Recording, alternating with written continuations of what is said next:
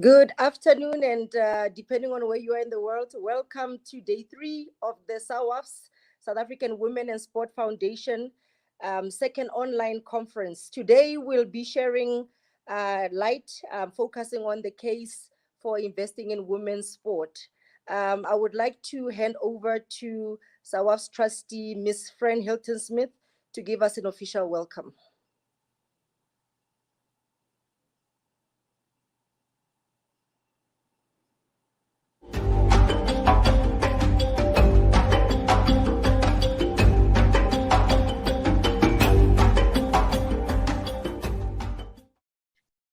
Morning, everyone, to everyone who's joined us today.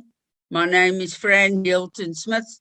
I've been involved in women's sport my whole life, my sport being football, but we're looking today to welcome everyone and put a case forward for investing in women in sport.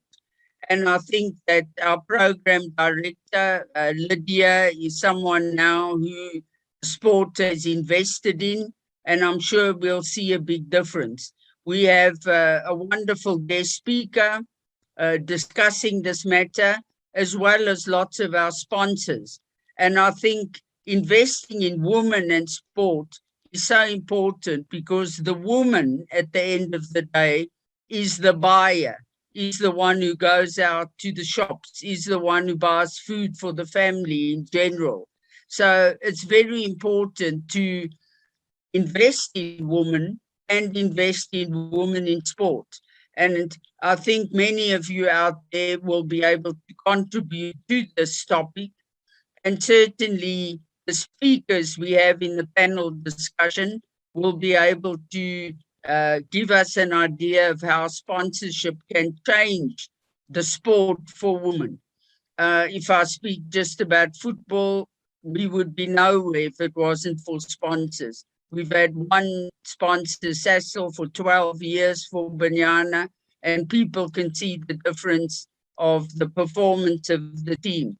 So we welcome everyone who's joined us from all over to come and see how we can invest in women's sport and make a difference, because women deserve everything. We don't want more, we don't want less, we just want to be treated equally. So enjoy today, and especially our main speakers and our sponsors. We hope you enjoy. Thank you very much for joining us. Thank you, Fran, and thank you once again from wherever you are for joining us on this important discussion as far as investing in women and sport is concerned. We are live on the SAWASF's YouTube and Facebook platforms, and also on the SAWASF's website. So later on, we'll open up questions and take questions from you all, so that our panelists can respond to those. Moving forward, I would like to welcome our guest speaker, Ms. Deborah Larkin, Slana Larkin, a former CEO of Women's Sport Foundation, to give us a presentation on the case for investing in women and sport.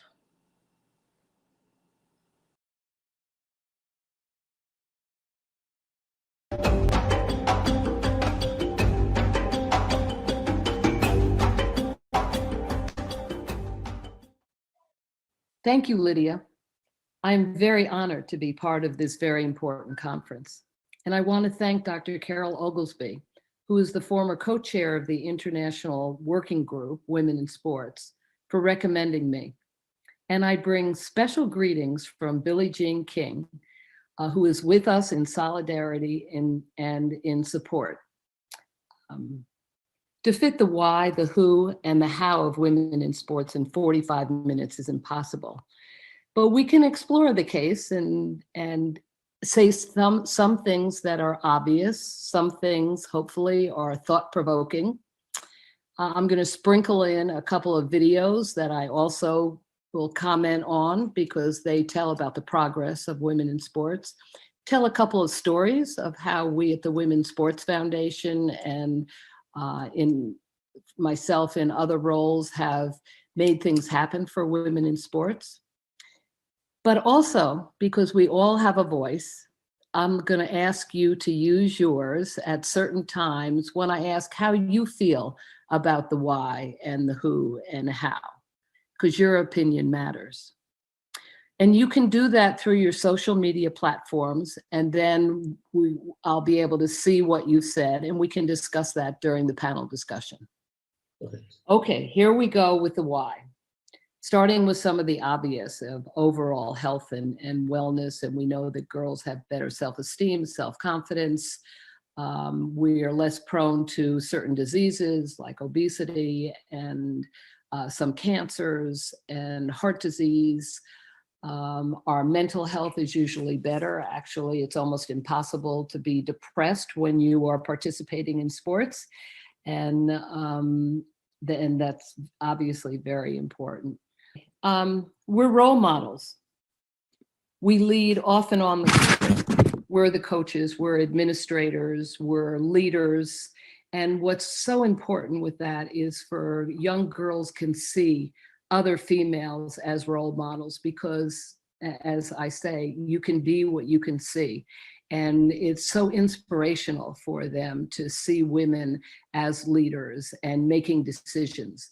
We also know that when you're in the boardrooms or in decision-making situations, better decisions are made when both males and females are in the room. Diversity is really important because it brings in different points of view, and we need those different points of view and people to thinking about issues in various ways to make the best kind of decisions. So important is that women stimulate culture change. I think we've all been seeing now, especially in the news, what's been going on. I will speak mostly about what has been going on in America, how athletes who have a big platform are using their platform to make change and to show some of the problems that we're having. Obviously, it is in racism and mental health are two of the big issues that we're talking about. And I would say the other big one is misogyny. And these are issues that has been difficult for those of us in America to talk about in very honest terms. But athletes, both male and female athletes, have really risen to the occasion, and it's not new. Athletes have been speaking out for a very long time. Certainly, we know athletes who have been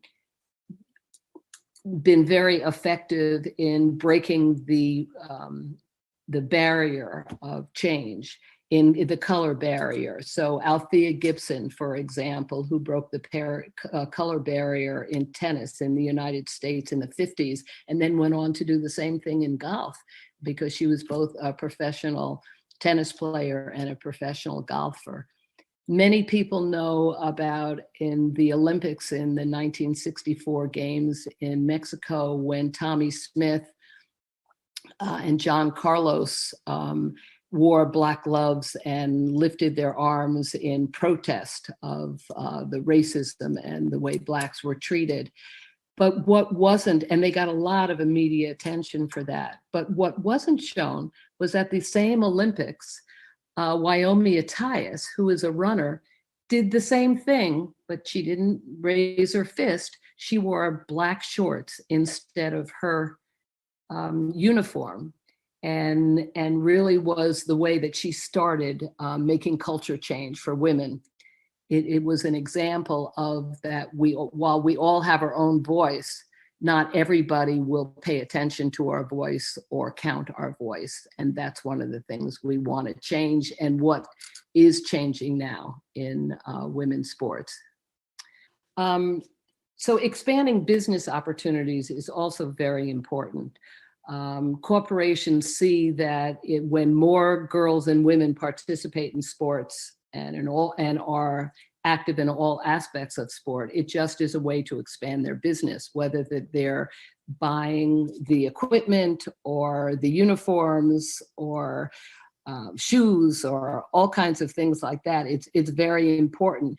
Plus, it gives them a way to reach women doing things that they like to do. Like we're seeing many more advertising from companies that are using women as their spokespeople for whatever brands they have, or they're taking the opportunity to not just sell their product through their advertising, but talk about the importance of sports for girls and women, because these businesses know that if they can attract women to their brand, women are known to be very loyal and will continue to buy their brand. So they love us and are now seeing that we represent good opportunities for them. This is a video that I'd like to show you, and this is from Dick's Sporting Goods. The reason why I chose this video is because I think it really shows a great diversity of women. It shows all kinds of women and doing all kinds of things.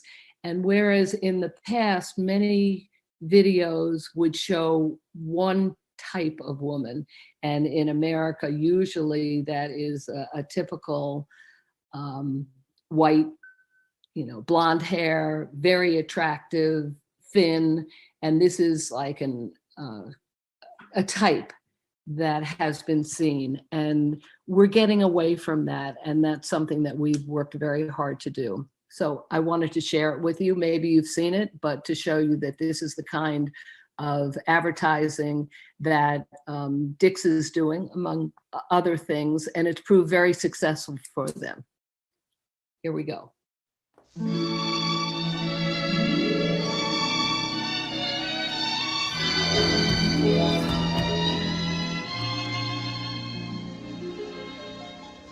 There she is, Miss America.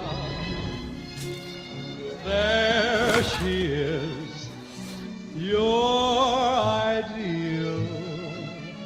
With so many beauties, she took the town by storm.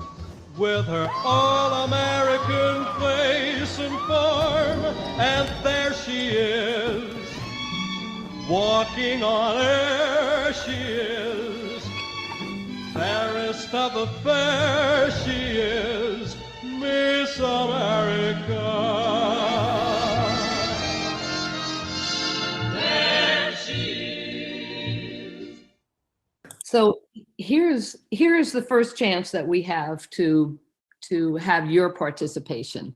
What I really wanted to know is that you've heard some of the whys, and I put them down here. It promotes health and social impact, business opportunities, and culture change. Please use your social media platforms and comment on what you think is the why. And if there are other whys that you want to talk about, please say that too. Okay, now we go on to the how.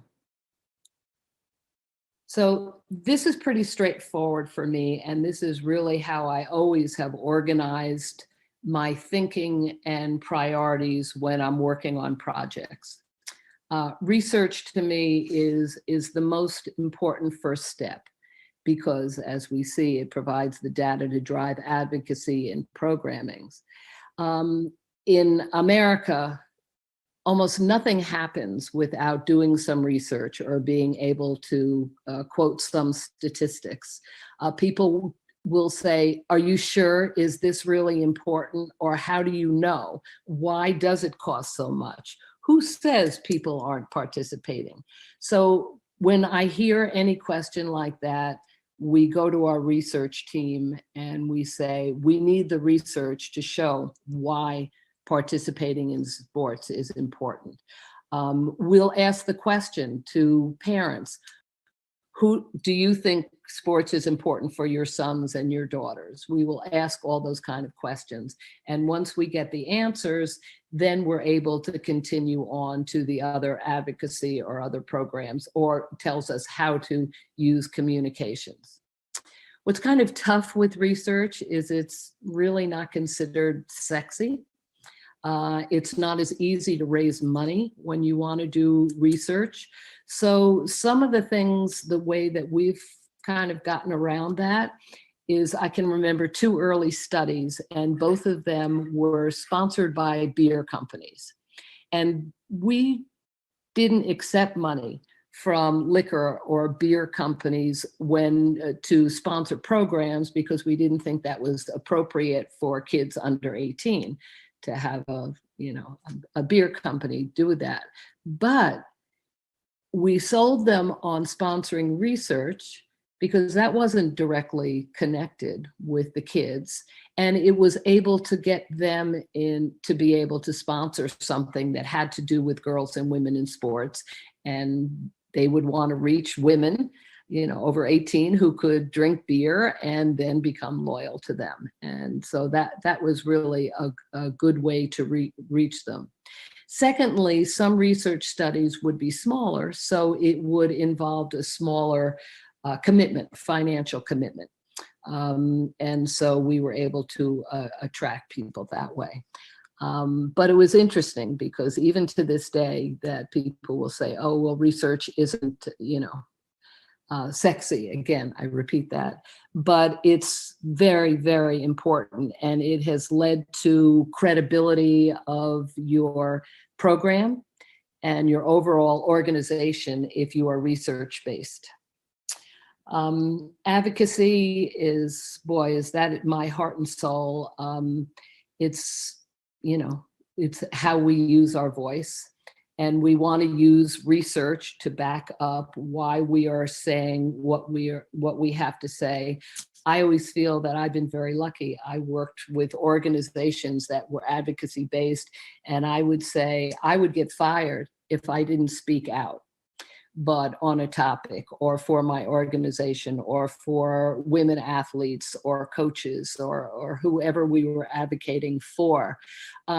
But I was always careful. I wanted to be direct, but I always had a group of people around me who I trusted, who were smarter than me, who were very knowledgeable, that would tell me the truth. And we would talk through how we would present our position and then go for it. I was one of those people who, when I felt I had done my homework and talked to my close group of advisors, that then I would go ahead and speak, and not ask permission all the time, but go ahead and speak, and felt that was my role. And I felt very lucky that was my role. And I would hope that you all will do that in your organizations as well. So now we have the research and the advocacy, and then from that you can create your programs, because the research will tell you what's needed. It will tell you whether you need programs for what kind of people, what age groups, and what they want to participate in, what the problems are around the programs, so that you can help avoid them. Sometimes you can create the best program and have the best leaders in the program, but maybe you haven't thought about the transportation, how to get to the fields or the courts, or maybe the kids feel it's dangerous to get there. And so when you are creating programs, you have to really be expansive and understand that there are many situations that you need to take into account to make your program be a success.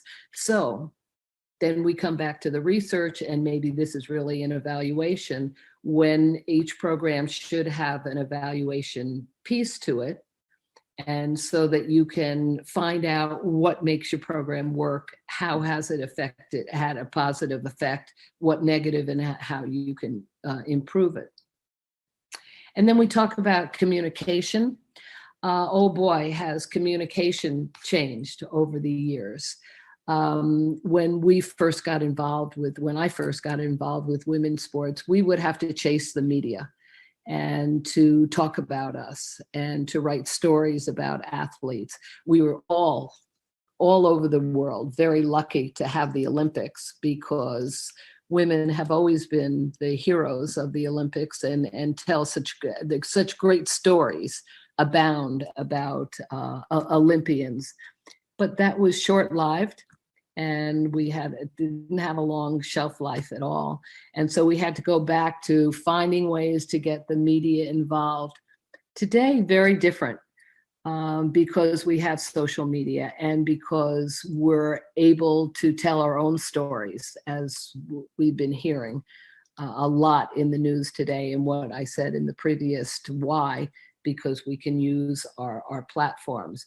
But having a solid communication plan and network so that you can get your story out is really great. I've been learning a bit about your organization and been working with Andre and learning how you're using your platforms to get the communication out. And it's very impressive, and it's important that you continue to do that.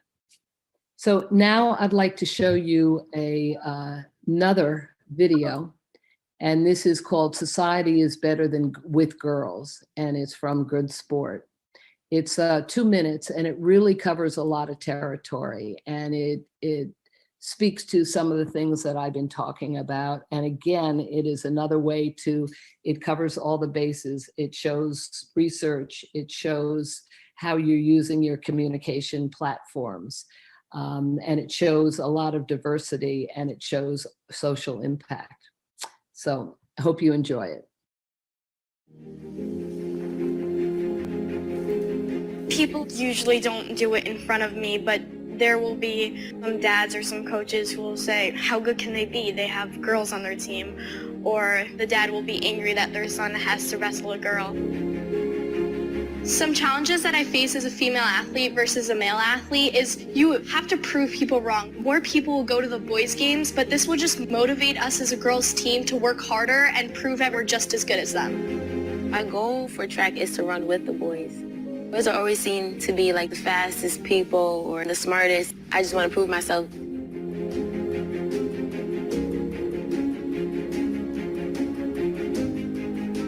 The TVs are more populated with men's sport. I always see NBA games and college basketball games for boys, but I never see girls.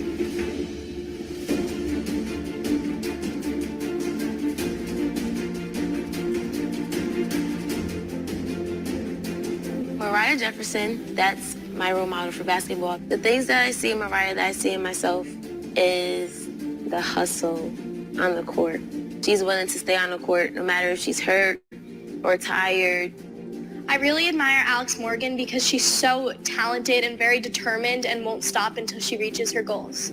My role model is Helen Maroulis because she's very hardworking and she's an amazing wrestler. I am the future. I will work 10 times harder, 1,000 times harder than I have to prove myself and to gain confidence from other females to do the same thing.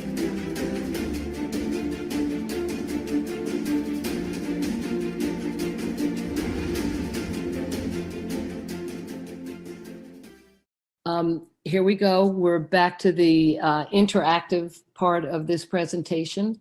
And it is, again, I'd like you to use your social media platforms to talk about what you think the how is, which how, or how do they all fit in? What is important? Research programs, advocacy, communication. And if you think there are others that you would like to add, that will help all of us know more about why we should be investing and how to invest in women in sports.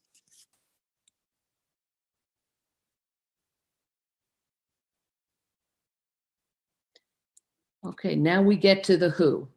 So this slide is, I think, pretty self-explanatory of the who should be investing in women in sports.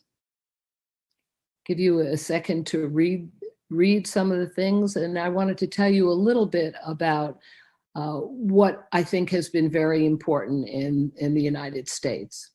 And I'll start with the government, and where we say create and implement laws and policies and funding to promote access and equity. In 1972, we passed a very important law that was called Title IX of the Education Amendments.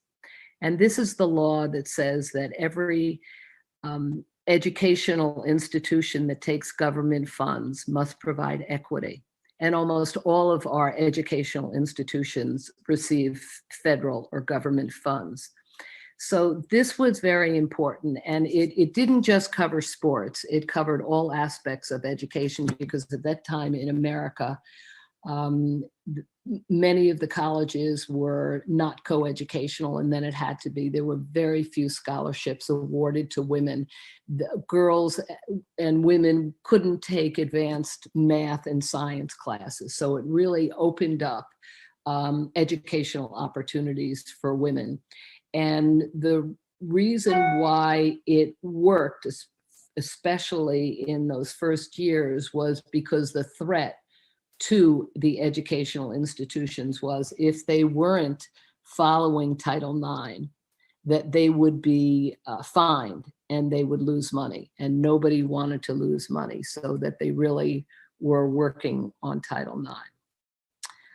And that has had the biggest impact on girls and women's sports in our country. Before Title IX, 1 in 27 girls participated in sport, and now it's over 3 million. The same in college sport, it has grown over 20-fold. So it's been a very, very important. I hesitate but I'll talk about that in the next slide, that Title IX hasn't done its job, and we still don't have compliance, but it has done a heck of a lot.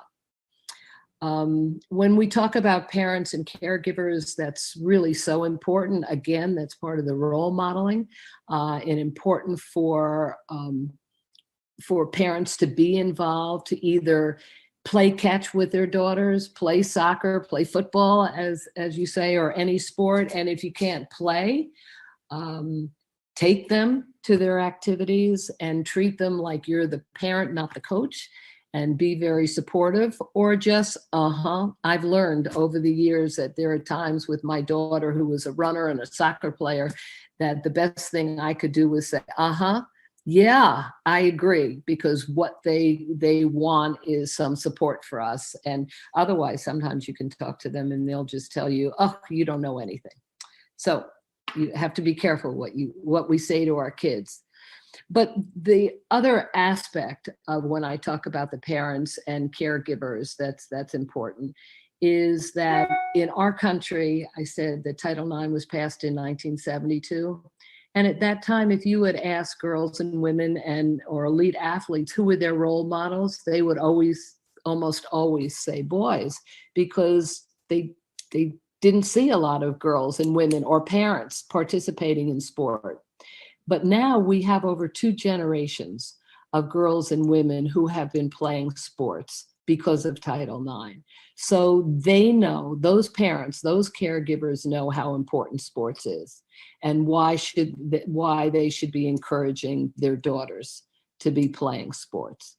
And one other aspect that I wanted to say is, if you can't play the sport with your daughter, or you're not bringing her to sports, watch it on TV or talk about it, get podcasts, go to YouTubes and see things. So our daughters really need us to be sharing these experiences with them.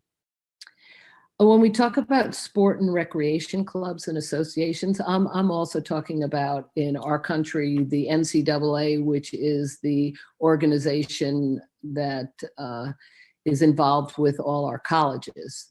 And we also have the IOC, the USOC, so it's not just local sports clubs and recreations, but it's those governing bodies that are so important of the WHO, and very important that they make the changes they need to make sure that there is equity in all college and elementary and high school and elite sports. It's also so interesting what kind of effect that those organizations can play. And we need to keep them through our advocacy up to speed and on their toes, and let them know when there are issues that they can attack, or remedy, if you will. I'm thinking of one that just happened very recently in our country with the NCAA. And you may know that we have this huge tournament called March Madness, where our college basketball players, the men play and the women play. And one athlete who was in the women's Final Four, not the men's Final Four, but the women's Final Four, took a video and through her social media showed the difference between the women's weight room, which was something like 8 or 10 weight machines in a very small room, versus the men's weight machine, which was like in a ballroom with so much equipment. And she put it on social media. It went viral. And oh my goodness, it was such a great opportunity for us to be able to approach the NCAA. They decided they were going to really investigate, and they hired a law firm to create a report to talk about why this happened and other inequities are going on. So use your sport and recreation clubs as vehicles to try and make change, and make them not just be there, but be doing the right thing for girls and women in sport. When we talk about educational institutions, this is really where we've got to make sure that we keep them providing the right kind of opportunities for girls and women. It's not just enough to have a sports program. It's the sports program has to be good. It not just equitable, but the quality is there that you have. And this is something that is done under Title IX, that you have to have the same kind of coaching. You have to give the same kind of access.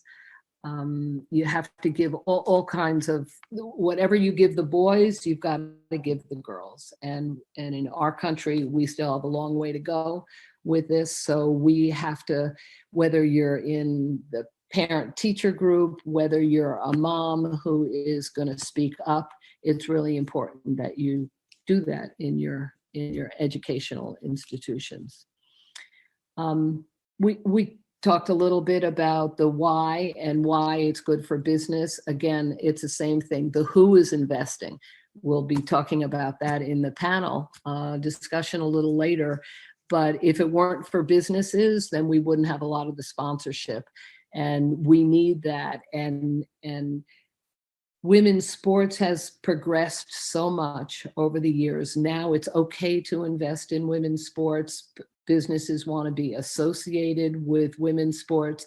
So it really is a great symbiotic relationship, if you will, that the leaders of the sport organization need to create the relationships with businesses, give them the reason why it's good for them to support you. If they're talking to you, they know that it's important to support women's sports, but it's even better for you to tell them why you're different, why you're better, why it will make a difference to them for supporting you. And another thing that I've learned during the years, and especially with the kind of organizations I've been with that are advocacy oriented, and because we are very research based, we're really on the vanguard. We're on the cutting edge of what is needed, what will work. And sometimes it takes other groups a while, businesses and other groups, a while to catch up. I can't tell you how many times that I would pitch a program to a potential sponsor, And they would say, I don't think so, not yet, or no, that doesn't fit with us. And sometimes it just doesn't fit with their current objectives, or they are lagging because they are not in the vanguard and they don't know what's coming and what's going to be important and what is going to be trending, what people are going to be thinking about, because that is our job, and to know that. So sometimes you will pitch something and it doesn't work and doesn't work. And then sometimes you go back and pitch something and that guy said, wow, what a good idea. I didn't know about that before. So it can be frustrating, but have some patience and keep at it, because we know what we're suggesting is going to be good for them, and it's going to be good for girls and women as well. And again, we say the WHO. So with the WHO is the media, and I've been talking around the media a lot, because we all have a voice, but they're the ones who project our voice. And it always has been the they in the past, because we didn't have social media. And now we have social media, so we can control a lot. We can lead, we can show people how important issues are. We tell stories, and storytelling has gotten very important as a way to engage people and inspire people and have them know how important things are. I have to say, I'm going to talk a little bit just about Naomi Osaka, because I would think maybe many of you have heard about her. And I must say that is a question that I get asked so often. What do you think about Naomi Osaka and what's going on with her, and her talk about mental health and her decisions not to talk to the media? And and I'm just going to do very broad strokes, and because I think it's complicated, it's messy, and but there is one thing that I think everybody will agree on, and that is everybody cares about Naomi Osaka and cares about her mental health and the mental health of all athletes and people, and the fact that she has brought her situation out in the open is very courageous, and it will help us have this very public discussion, not just in the United States, but hopefully around the world. And hopefully it will also lead to other discussions that are not readily spoken about. And I'm talking about cultural issues that go on in other countries that may not be worldwide, but in some specific countries. So to have this dialogue is important. But now I'll talk a little bit about a lag, that what Naomi first did was voiced her concerns over social media and not with the sport organization that was running the tournament. And hopefully that in the future, there will be a lot of conversation of how to align rules that are in sport organizations with current needs that the athletes are having. And that's where it gets messy, because, just as advocacy organizations are in the vanguard and ahead, some sport organizations who have had rules for many years are perhaps have to catch up. So it's all of our responsibility to help facilitate people so that they can catch up. And that individual athletes like a Naomi or other athletes who we've been seeing who have been speaking up and taking stands get heard, not shunned, and get heard, and that we find some solutions, because we want everybody to be comfortable in their own skin and comfortable with being able to say and make changes when they can. Okay, here we go again. What do you think is the most important who to invest in? And we have this group here, and you can, again, same instructions, either talk about other who's that you think are important, and let us hear from you, and then we can talk about that in the panel discussion. Oh, and look, here we have Naomi right here. So the last piece of this presentation is talking about the case for pessimism and optimism in women's sports, in women in sports. And some of this has to do with the research and some cultural barriers.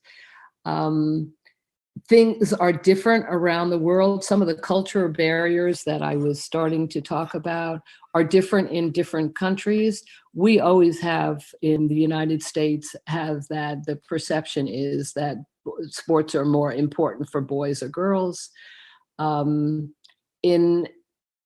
We don't have the physical barriers that we did, meaning that it used to be in the 70s, some people, the excuse for women not being able to participate was they would say that it wouldn't be good for our reproductive, reproduction, that we would get injured and we wouldn't be able to have children. And a great skier, Susie Chaffee, said, wait, ours are internal, the men are external. So how can you use that as an excuse? Hope that's, I'm allowed to talk this way on this presentation. But there are other cultural barriers that exist in different countries and in different nationalities. And some are, can girls participate when they're in their menses? And other barriers, as well as what they are going to wear for religious and cultural reasons that can be used as ways to prohibit girls and women for participating. But the more we talk about them, get them out in the open, show through research, show through habit, show through stories that doesn't have to be, then we can make the pessimism into an optimism. You can read all these yourselves and see what these are. I think two other ones that actually all of them, I guess I have something to say about, is what is so distressing for many of us is it's almost 50 years since Title IX was passed, and probably 80% of colleges are still not in compliance.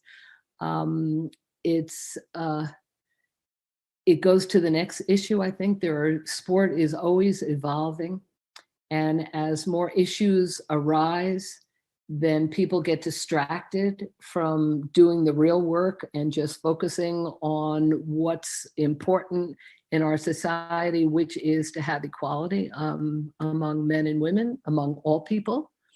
And key in all of this is the financial support. We never get enough. It's always used as something that people say, oh, there's not enough money in the budget, we can't do this.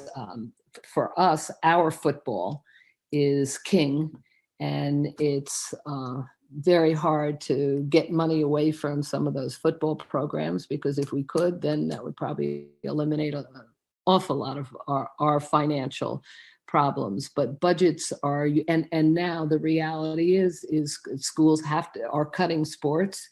They're choosing to cut sports and choosing which sports to cut because they don't have the budget and don't have the will to make it equitable, like taking away from some of the what they call revenue building sports and to share it with other sports. But governments, especially in countries outside of the United States, aren't giving enough money and need to be pressured into giving more money. The media still doesn't talk about, first of all, objectifies women, not as badly as they used to. They will talk about how well we play and what champions we are, but it's not unusual for them also to talk about how we look, what we're wearing, or ask other questions about our personal life that we would say has no business in sports, and certainly not something that they would ask the guys. So we still have work to do. And to me, that's a lot about the pessimism that we're talking about. And before we get to the optimism, I'd like to show another video. And this is one by Nike, and it's called Dream Crazier. And it is narrated by Serena Williams. And it really it shows some of the barriers that we have, which are representative perhaps of the pessimism, and then shows about that being crazy is great. And that continue on and be crazy. And let me just show you what it is. If we show emotion, we're called dramatic. If we dream of equal opportunity, we're delusional. When we're too good, there's something wrong with us. And if we get angry, we're hysterical, irrational, or just being crazy.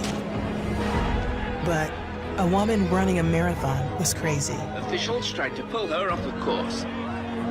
A woman boxing was crazy. A woman dunking, coaching an NBA team, competing in a hijab, or winning 23 Grand Slams, having a baby, and then coming back for more. Crazy, crazy, crazy, crazy, and crazy. So if they want to call you crazy, fine. Show them what crazy can do.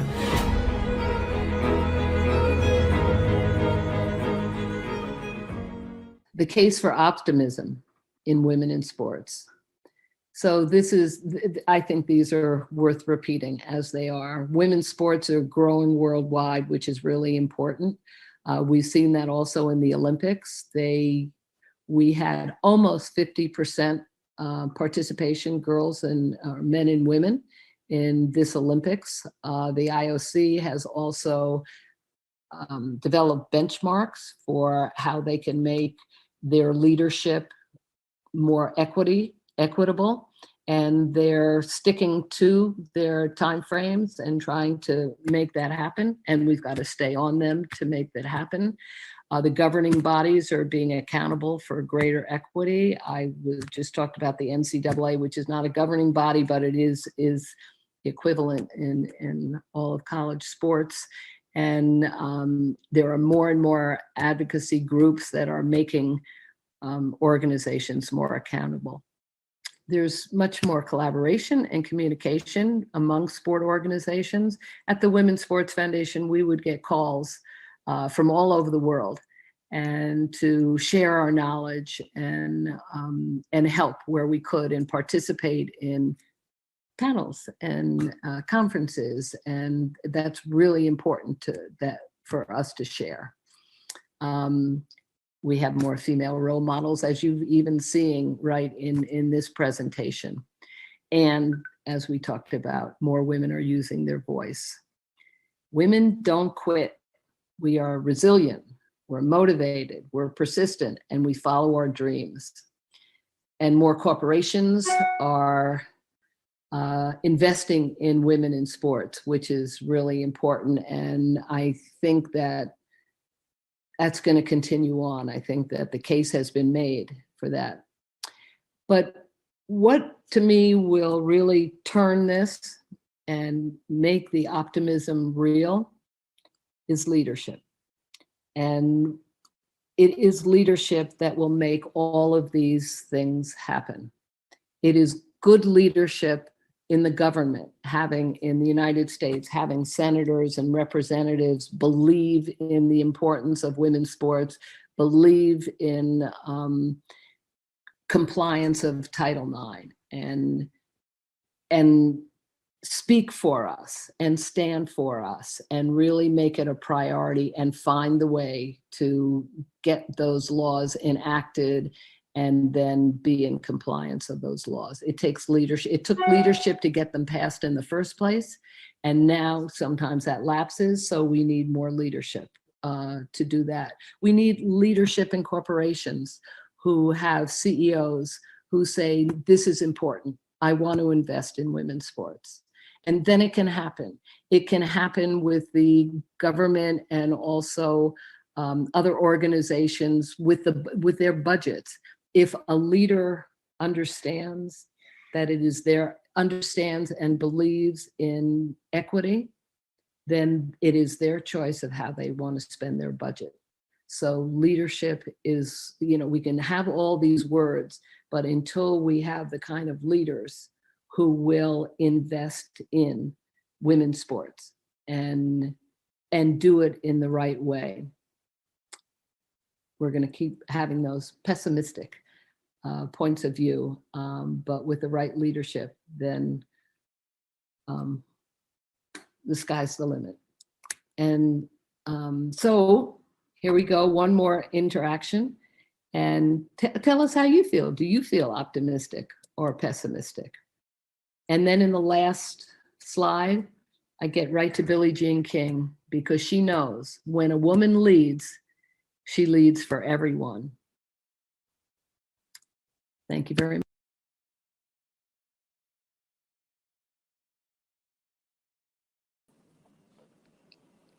Thank you, Deborah, for that thought-provoking and engaging presentation on making the case to invest in women and sport. There are some key takeouts in your presentation, and I invite everyone to participate in our next discussions with our panelists.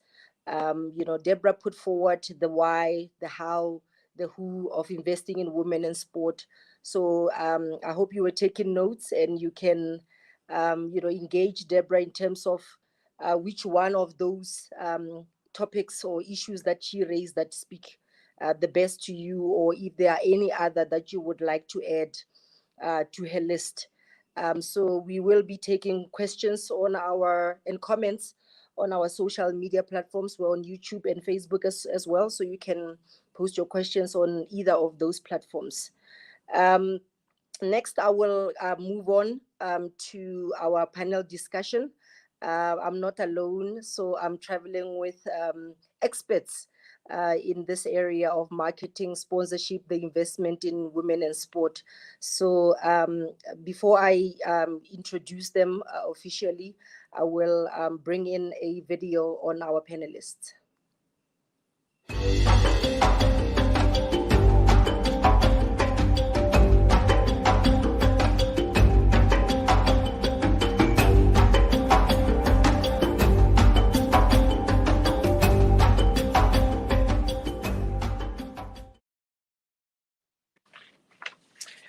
Thank you for that. My first guest, obviously, she did a presentation now, Deborah Larkin. If I can give you a little background on her. She's a former Chief Executive Officer of Women's Sport Foundation. She has also served in various positions as an Executive Director and Chief Advocacy Officer at the Women's Sports Foundation between 1986 and 2011. Deborah is currently a consultant in nonprofit management, advocacy, research, and education. Her focus is promoting civil rights, equity in women's sport and leadership, amongst others. A long-term board member of the National Women's Law Center, Deborah was instrumental in a marketing campaign, Title IX. It's called Title IX Information. Hi, Deborah. Thank you for that wonderful and engaging presentation. So many questions to ask, and I know that our participants will raise those. You raised something very important for me in terms of leadership towards the end there. You talked about the need to have diversity, in decision making. So it's you talk about the importance of having more women in leadership positions, and we've seen many studies supporting that. The best companies, I've seen a study by McKinsey that talks about the best companies, the best performing companies, having more women in leadership positions. And you talk about the optimism as far as the case for investing in women sport is concerned. We are seeing more women and sport, more women's sport on in the media now, as was not the case previously. But my worry is that the sponsorship or the funding from the government, from various corporations or organizations, is not really as forthcoming as the the coverage that women's sport is currently receiving. What is your take on that? What will it take for the sponsors, for the government, and everyone else to come on board and support women's sport? It's such a great question, and we've been struggling with that for so long. But if you have committed leaders or people in the position to make change and are committed to it, then they can make the change. And we have seen that. And even more important, because of social media, we have many more people speaking up. And what we've seen is it takes more than just women to speak up. Men have to be our allies. And men who are also are in the powerful positions, when they speak up, excuse me, and are committed to make the change, that's when even more change can happen.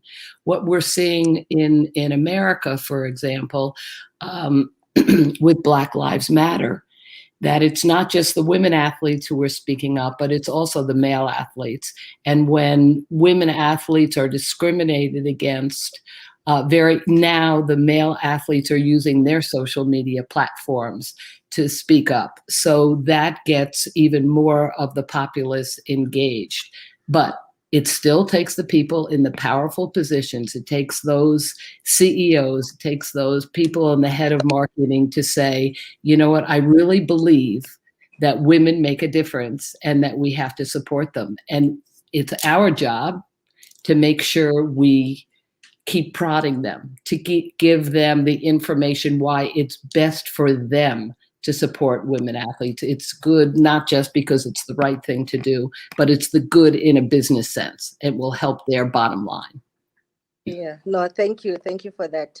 I will bring in my next panelist, Bruce Davidson. Bruce Davidson is the owner of a sport management, media, and PR agency, the BLD Group, that was formed in 1995. He has signed up blue chip organizations such as SPAR, Dunlop, MTN, Nike, and SA Tourism. A champion of women's sport and the development and promotion thereof, Bruce initiated long-standing women's sport sponsorship events in tennis, bowls, athletics, and has managed the sponsorship of the South African women's hockey team and presently the netball Protea team. He has been honored with numerous awards, such as the G Sport Award, for his contribution to the growth and promotion of women's sport. Bruce, welcome. Thank you so much. Good to be on this panel, an honor. Deborah, what an honor to have listened to you and to be with you. Billie Jean King is a very, very good friend of mine. She's told me all about you. So I know all your secrets, and it's an honor that we're celebrating women and promoting this incredibly important project. Great to meet you. Thank you so much. Yeah. Bruce, I see you have been involved with some of the brands that have come on board in terms of the sponsorship of women's bowls, the Spa Grand Prix, the netball, etc. So from the WHO perspective, obviously the corporates and business, what is the attraction, in terms of women's sport, getting involved in the women's sport, so that, maybe something that you can share with the other sponsors, that potential sponsors that are looking to come on board as well and support women's sport? Well, I think that Deborah alluded it in her introduction, that because women are such a big part of the economy, not only in South Africa, but around the world, and their buying power is so powerful. My biggest client, SPAR, who are the world's biggest supermarket chain and are a major role player in the supermarket industry in South Africa, they listened to me, and they realized that the women are a very, very important part of their success. And if you're going to take their money, you've got to give back money to them. And no better way through a healthy alternative than sport. And that's why we started that involvement and investment into women's bowls, women's hockey, women's tennis, women's running, and now women's netball, because we knew that they deserved to be given that opportunity. But it is very difficult because the climates are very different, not only in South Africa, around the world. And it's a mindset, really, that we've got to acknowledge and accept the power of women in order for us to do what we're doing. And we don't just do it because it's good to do, it's sexy to do, it's the in thing to do. We do it because it's important to do. We have to empower women because they are the rock of our society. No, you put it nicely. What Tintim Bafazi, what Tintim Bokoto, that's what we say, you know, women are the rock, you know, as far as, you know, society is concerned. So I will move on to our next guest, our next panelist, Bram Wessels from Telkom. He is the head of sponsorship at Telkom South Africa since 1997, managing the company's sponsorship. He has over 30 years in the sport and marketing industry, working on various major sponsorships in his career across most sporting codes and major events such as the IAAF Athletics World Cup, All Africa Games, World Corporate Games, FIFA World Cup, Rugby World Cup, and the Olympic Games. Armed with a bachelor's degree in marketing from the University of the Northwest, otherwise known as SPECA, Bram also has a big passion for data and research. Welcome, Bram. Yeah, welcome. Thank you. Thank you for being part of this. It's quite exciting, and I want to echo what Bruce was saying. I actually made a lot of notes here, Deborah, so you've ticked a lot of my boxes on some of our objectives. Thank you. Thank you. Great to meet you. Yeah. Bram, if I can just pose a quick question from you on the why side of things. As far as Telkom is concerned, previously Telkom used to put a lot of sponsorship in men's sport. You know, if I can just make an example of football, you know, where we've seen Telkom, you know, supporting one of the championships there. But the angle has since changed. We're seeing Telkom now more involved in the netball league since a couple of years ago. What has been the reason for that the change in the strategy for you? What is it that you are seeing in women's sport? I don't know if perhaps it was not necessarily lacking in men's sport, but what opportunities are you seeing in women's sport so that we can understand why you have moved into this area? Yeah, I think firstly, I need to echo what everyone was saying, and especially Bruce, from a from a business perspective. On we all know who is actually spending the money in any household, and especially within our sector, within the ICT space, it's still the female in the house which actually is the key decision maker. But secondly, we treat all our sponsorships actually very similar. We don't treat our sponsorships within the CSI space. So we've got a very clear objective whenever we look at sponsorships. And I think we were one of the bold companies who were actually pulling out of one of the biggest sport in South Africa in a very successful cup competition to say, you know what, we are realigning our objectives. And we want to go into this space of netball. And very simply, we all know, you need to establish a brand. And the best place for us was to rebuild our brand, because our product range is evolving. We were always a fixed line operator. Now we're heavily involved in the mobile space. And we also know we're working with a consumer group which really wants our products. So firstly, yes. So if it's not ticking all the brand boxes, we won't even look at it. And eventually, from the brand, for consumers to like you, they must first like you before they're going to buy from you. So that was our main reasons. I think some of the other reasons was also because we've been involved in so many other sport codes. I will never forget when we had our first discussion with the federation, the sports federation. We just said, listen, yeah, We're going to put our cards on the table, and our cards are very clear. Just please, just repeat all the bad habits. Bad habits which we've experienced with some of the other federations. And what I mean by that is that the sponsorship landscape and how you evaluate sponsorships have changed so rapidly, and it's sometimes a frustration. And I think Calvin and Bruce will maybe support me where how we measure sponsorship have changed. In the past, someone came with a proposal to you, and if they can give you a huge media return on investment on television, that's 80% of your sponsorship objectives, and then you will probably convince the company to buy it. Things have changed now. The broadcasting landscape have changed. So I think what more sponsors are looking for is really looking for something where they can touch into passion points in order to sell. So how we look at the sponsorships are very different.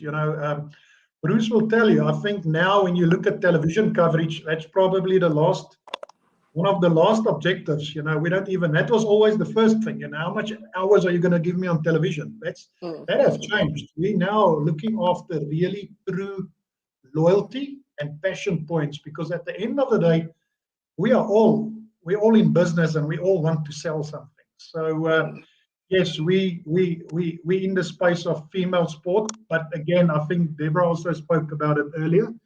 We've got the whole company is behind it. It wasn't a chairman's folly. It wasn't something which, it's just coming from one sector. We really believe in, everyone has equal opportunities, and everyone should be treated equally within the sports space, within the recreation space, whatever we do. Okay, so I don't have to come play golf with you to get sponsorship from Telkom. No, women's golf are actually quite big, so we do something in the women's golf space as well. But if you're not meeting our objectives, you know what, unfortunately, we're not going to look at it. Okay. No, thank you.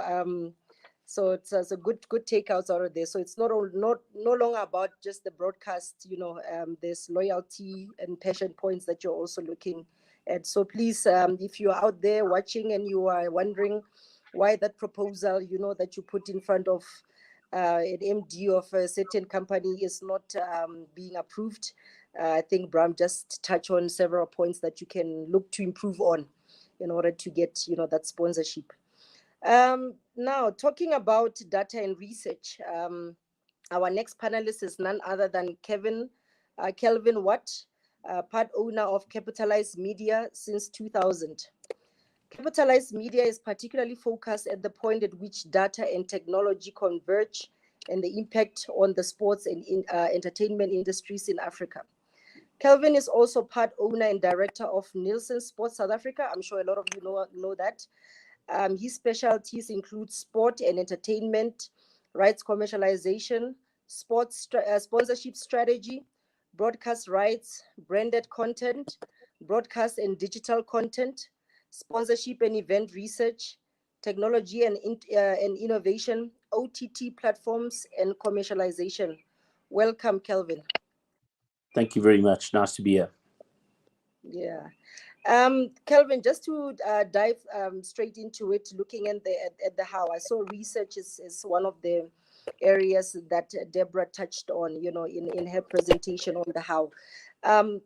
Why is data and research so important in this space, in terms of attracting potential sponsors? What is it that the sponsors look for, in this data and in research? What is it that they are focused on so that they can determine whether they jump on board to sponsor a certain women's program, or whether to continue with sponsoring such a program? Well, I think it's a combination of things, and I think Bram touched on it fleetingly when he was discussing. Obviously, data and insight informs the brand about what they're getting into, and whether or not a property or a rights holder is likely to deliver for them in terms of what their business objectives might be or their brand objectives might be. So, I mean, data and research is always massively important in that space. In today's world, and especially in the very fragmented media landscape that exists today, without that deep understanding of a fan base, it's almost impossible to develop the type of content strategies that are required, whether you're using traditional or emerging platforms. So, that it's massively important to be able to have that. And that really then would also inform the brands of how to invest in the development of a dynamic sort of multi-channel activation platform that would enable them to sort of reach and engage with their target market, with a particular community, a particular niche that they might be looking at. So sponsorship sometimes can be most powerful as a niche play as opposed to a mass play. And so, if you have that richness of data, allows you to sort of fundamentally understand more about that market niche that you're looking to talk to and engage with. So, I can go on and on. I come from the research, but it was great to hear Deborah talk about just how important it was early on. And, I must have a comment, and sometimes I might be a bit honest and critical.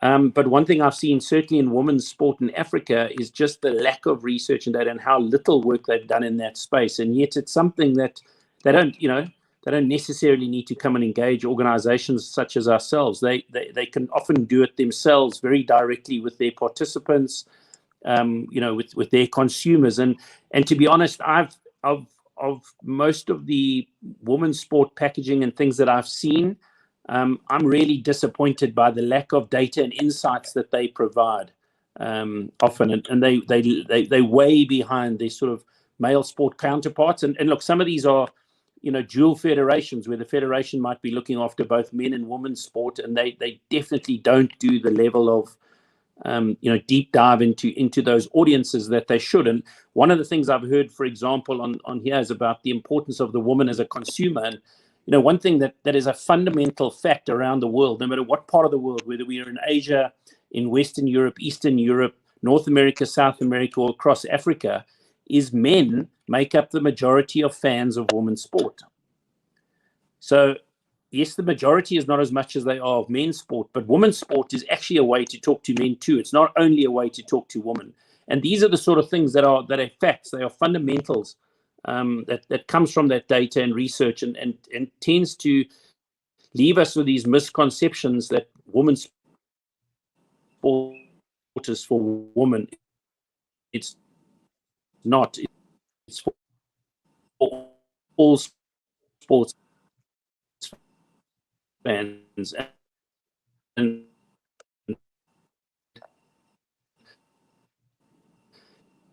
something that we're seeing, that's, to be honest, when I get into discussions like the case for women's sport is so powerful. It's as powerful as any sport. It may differ by sport. Just to tell you that there's value to invest more in your activators. It's just a matter of this. If they really don't move as businesses without looking at the data.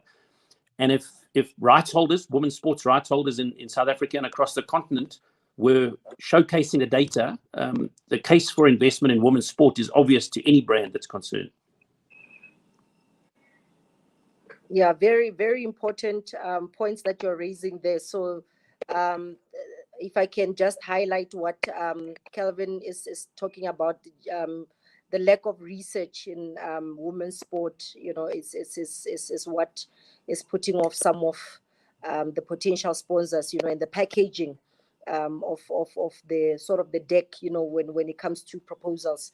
So it's something, an area that we as women, or we as people working in the space of women's sport need to look into putting in more data and research into our proposals, so that we can show the potential sponsor what is it that we are offering, or more for a return in investment that they can get out of coming on board, so to speak. And then you touched on something quite important. You're saying that men are making up the majority of fans in women's sport. Why would that be? Is it because perhaps where we have the sport, where we have providing the sport for the audience, what kind of entertainment or things that we need to look into so that we can attract more women to come on board and support more women's sport?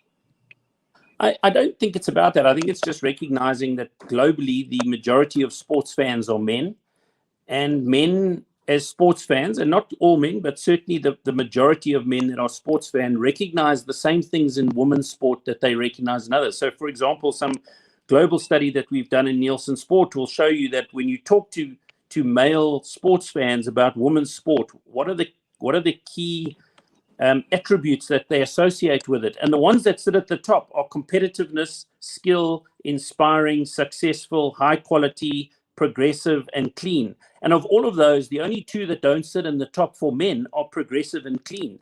So actually, all those other attributes that people are looking for in sport, competitiveness, highly skilled, inspiring, success, high quality, all exist in women's sport, and men actually recognize that as sports fans. In fact, even more importantly for women's sport, they also recognize them as being more progressive and cleaner. And, to Bram's point, and I think that's where the investment in sport for me is so disappointing from a women's sport perspective and from the rights owners, is as much as people see their sport on the field of play to be progressive, their commercial offering is often less progressive than what men's sports are willing to offer. And that's the real opportunity for women's sports. You've captured the attention, you have it, and you have the ability to be far more progressive commercially in terms of what you offer, how you more digitally led than broadcast led.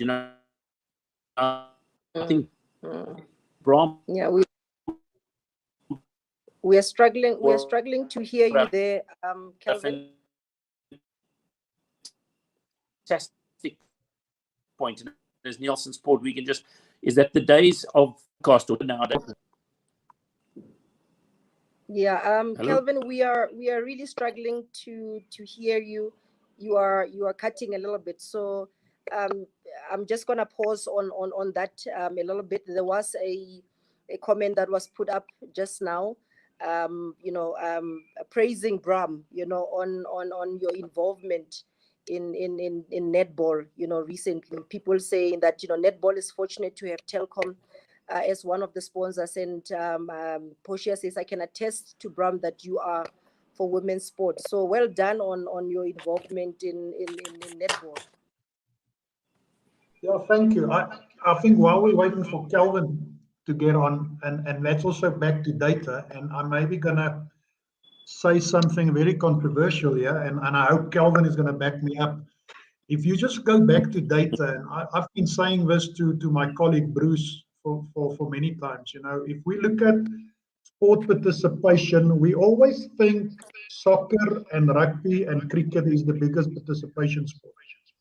If you really look at the South African landscape and you look at school sports, every single school in South Africa, and we've got about 32,000 schools, every single school, unless you're a boys' school or a girls' school, play netball from, I think, grade 1 to grade 12.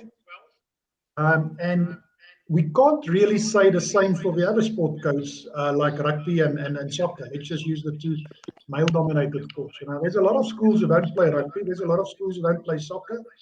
And there's a lot of schools whose cricket and hockey is very small. So I think one of the challenges for us when we joined Netball South Africa was to say, you know what, in order to build your case, we need to sort out what is this data animal we're talking about? How big is this sport really?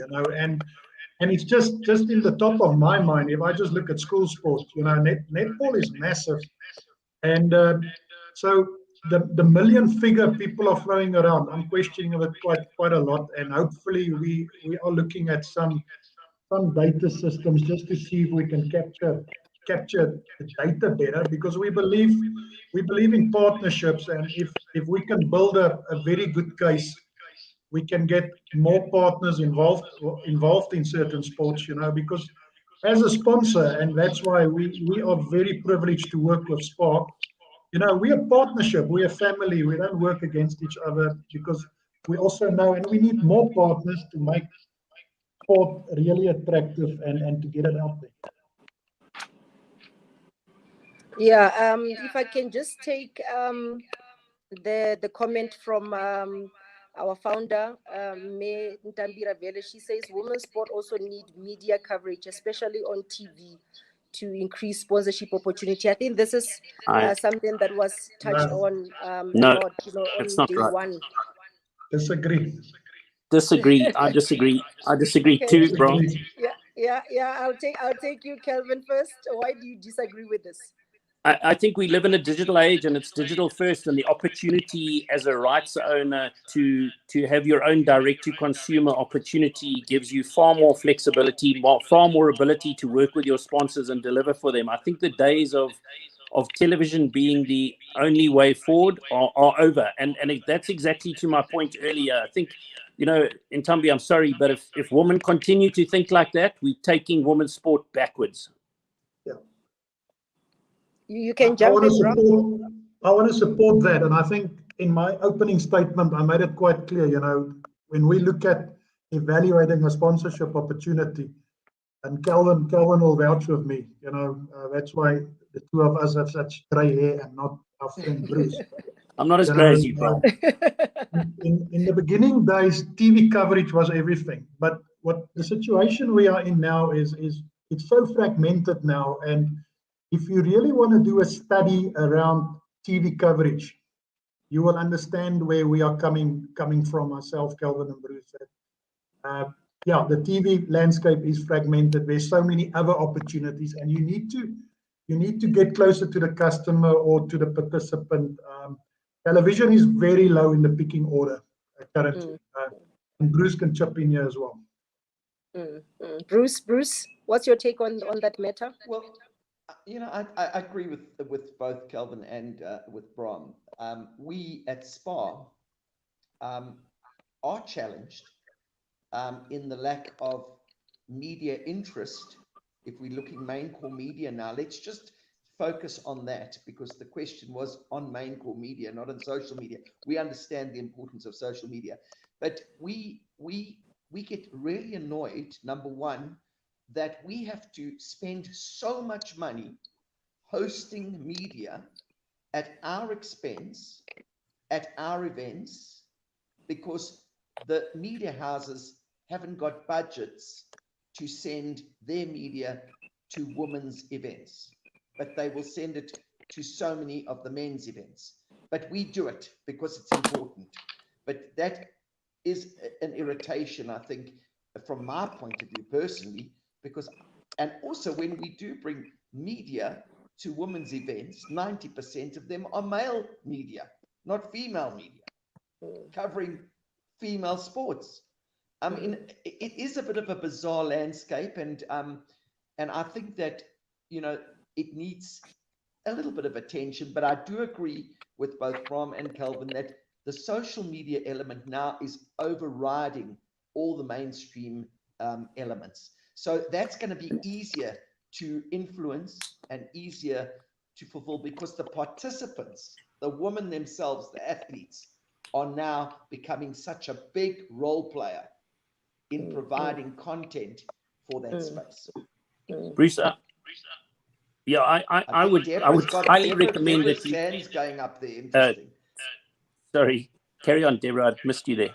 Well, Deborah, if I may just say that as in the presentation, I talked about how important the social media is, but women are so far behind in the TV coverage, whether it's national, international, or regional, that we have some catching up to do. I mean, it is so common to see all the men's sports and the prime time that they get, and we need to catch up with that. So before we, I think, can discount television altogether, let us catch up first, and then also focus with what's needed. Deborah, I just think you're going to spend so much time catching up, and you never will. So it's pointless.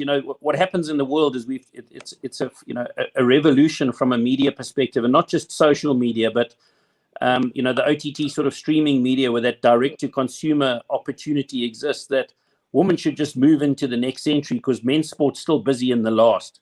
And really, if you want to start talking to Generation Z and Gen X and all these sort of target markets, which are so important to sponsors these days. They're not watching television. They're not watching sport and television. The average age of a view on super sport in this country is over the age of 50 years old. They're the past. And if women's going to spend a lot of time chasing that market, they're just going to get even further behind on an opportunity that exists for them to go and dominate in the digital and social environment. And Bruce, I would say the same thing to you. All that money you're spending on journalists, stop it.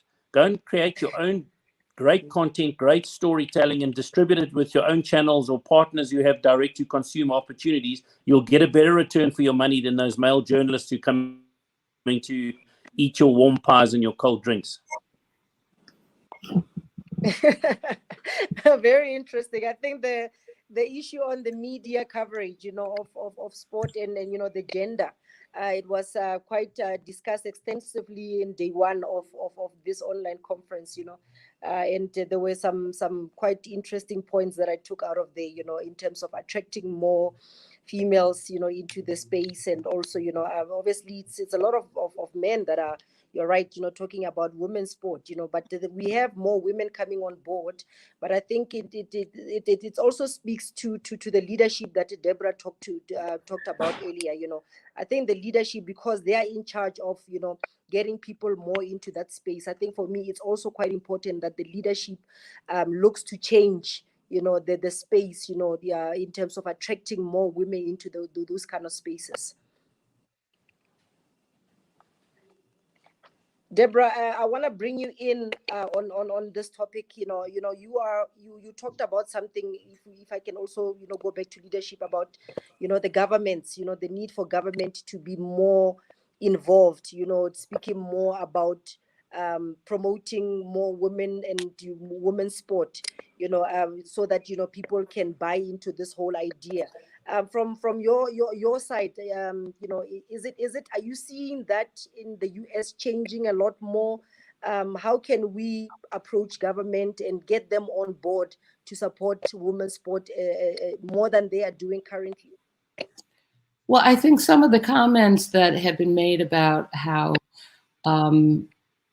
women being consumers and good for business, government always wants there to be a good economy and a lot of activity. So to maybe talk more about the business aspects of believing in women's sports and supporting women as consumers is something new and important. So perhaps just as you're talking about, television is not the way to go, perhaps looking at things in a new direction. What's in it for the government? What's in it for the leaders to support women's sports?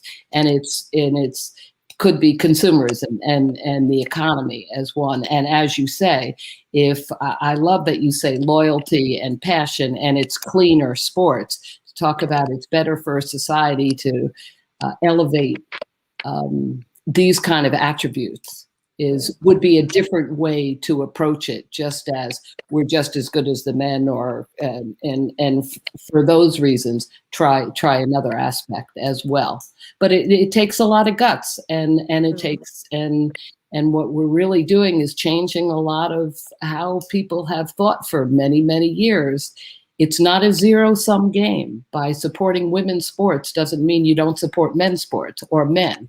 And it doesn't belittle men. It just means uplift all of us, lift us all together. And what is the role of laws, policies, that government, obviously they are policy makers. How can that help this, supporting women more, in terms of funding? How can those be looked at and obviously amended or changed so that we can get more support for the women? Well, the truth is, certainly in our country, we have the laws, we have the policies, but they have to be enforced. As I said, Title IX, that's been around almost 50 years, almost 80% of the colleges and high schools are not in compliance, and the fear that money would be taken away, you know how many times that's happened? Zero. So that people say, why do I have to add women's sports? Why do I have to add women coaches or administrators? And they don't. There's, You know, they say women won't sue. What we have on our side is that we're able to sue in our country, and are very successful in suing. But it's very difficult to sue. I mean, women who sue lose their profession, and it takes years. We don't want to have to do it this way. But I do think with this conversation, we're talking about a different way of thinking, and I think that's what we should all be open to.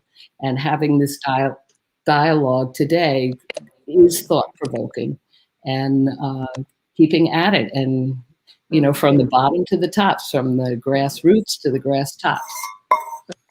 No, definitely. I think it's something that has been raised in the past, the first and the second day of the online conference, to say, the conversations need to keep going. It's not, we find in our country that, we speak more about, we focus more on women and women in sport, etc.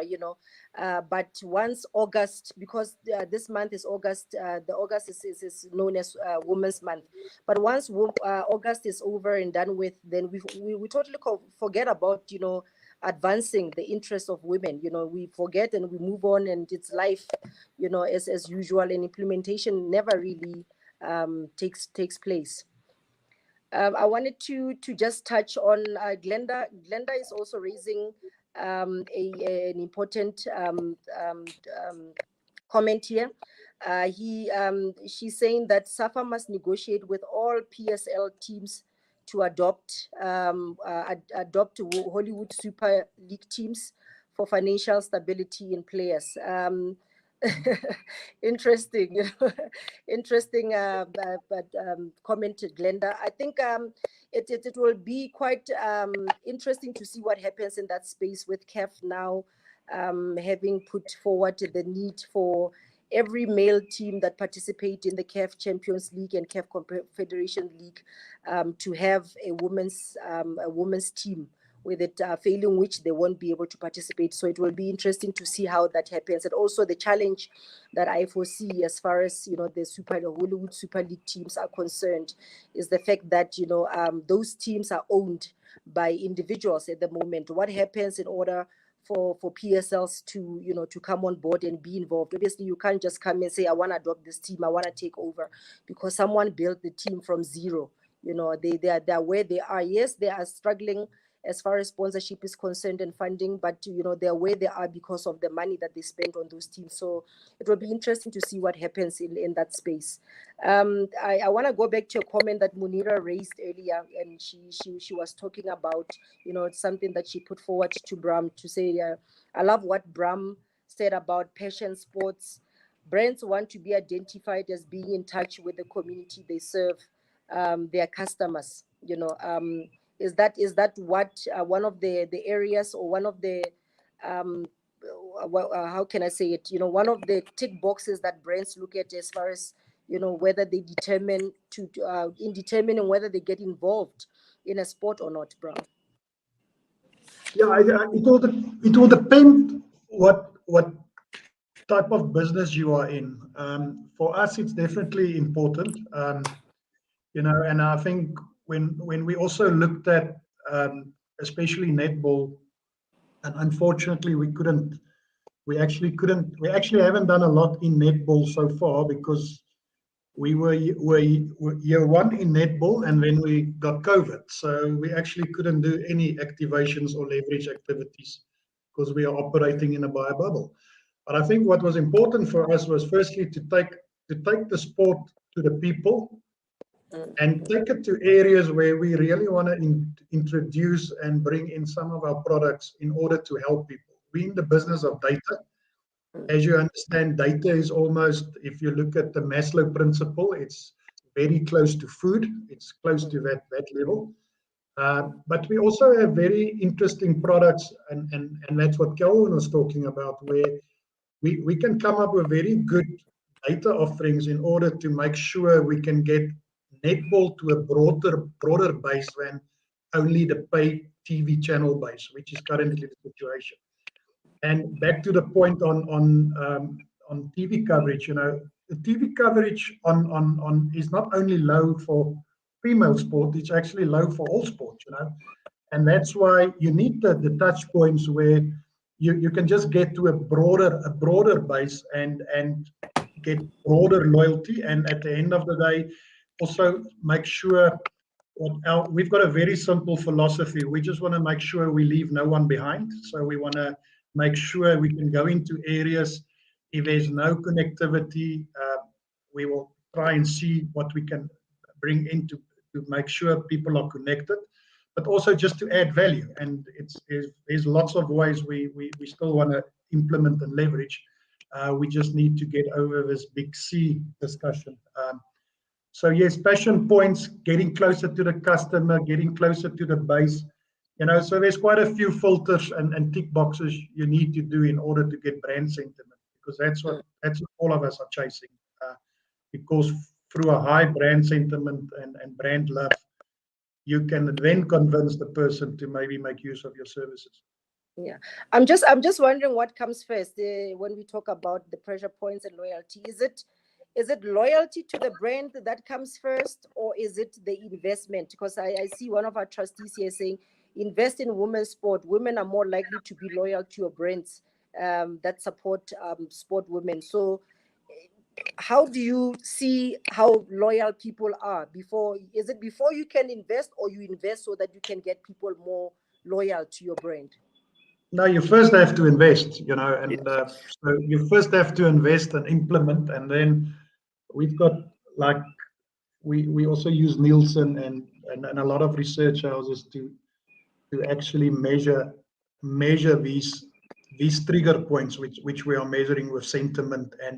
And one of the most simple things is, as soon as you start any activity, is actually on the, it's the fastest way now to measure sentiment is actually on the social media platforms, because anyone can say anything. So you can quickly, monthly reports, we can just gauge what's happening. But unfortunately, with all sponsorships, you need to invest for at least 2-3 years before you will really start seeing return on marketing investment. It's not a quick fix.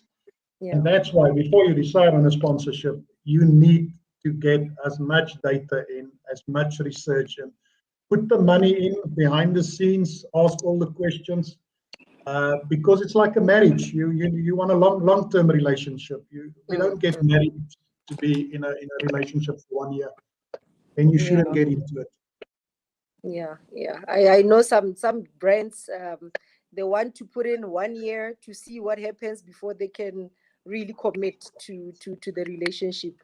But that is because of, and I must say it, and I hope my colleagues support me now. There's a lot of risk in sport federations, and I'm going to put it out there. I think the sport federations are actually falling behind what's actually happening in the world of commercialization, marketing, all of these things, and that's why you still get proposals where it looks like if the proposal was written 20 years ago.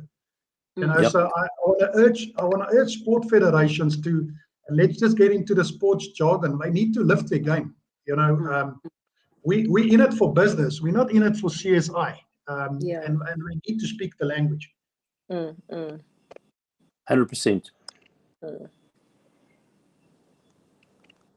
I fully agree with you, Bram.